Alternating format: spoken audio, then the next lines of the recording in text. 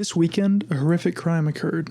I found my dog as a witness sniffing the aftermath of one of my pets peeing on the rug. I asked the witness, but the witness did not have much to say about the possible suspects. Because of this, the DNA was compiled from the 5 possible suspects and the DNA from the crime scene. The possible culprits include Lola, the witness, Bruno, Ned, Daisy, and her biological son Lucky. We can now use gel electrophoresis to amplify the DNA fragments found on the crime scene alongside the gel fragments from each of our suspects. In gel electrophoresis, DNA is put into a well at the negative end of the gel, where it then migrates to the positive side, with small fragments moving faster than larger fragments. 2 of these DNA fingerprint gels were made for 2 different VNTR loci so that we can ensure accuracy and catch the right culprit of our crime.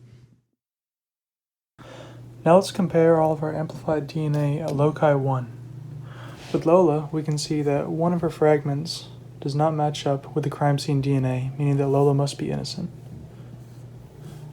If we move on to Bruno, we can see that Bruno's DNA segments both match the 2 DNA segments from the crime scene, so Bruno is a potential culprit for the crime. Neither of Ned's fragments match that of the crime scene, so Ned must be innocent. Moving on to Daisy, we can also see that she has a DNA fragment that does not match up with the crime scene, so Daisy must be innocent as well.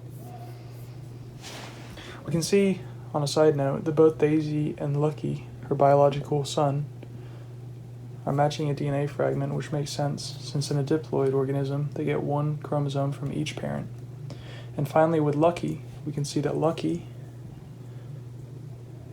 matches both of the DNA fragments from the crime scene DNA, which means that Lucky is also a potential culprit for the crime scene. Now let's move on to loci 2. Keep in mind that in order to be proven as the culprit for the crime, the individual has to have DNA that matches the crime scene for both loci 1 and 2. For that reason, we know that Lola, Ned, and Daisy must all be innocent since they didn't match the crime scene DNA from loci 1. We can just compare Bruno and Lucky because of this. Looking at Bruno, he has 1 fragment that matches that of the crime scene DNA, but this one doesn't, which means that Bruno must be innocent. If we move on to Lucky, we can see that both of his DNA fragments match that of the crime scene, which means that he matches the DNA of both loci 1 and loci 2. This means that Lucky is guilty of peeing on the rug.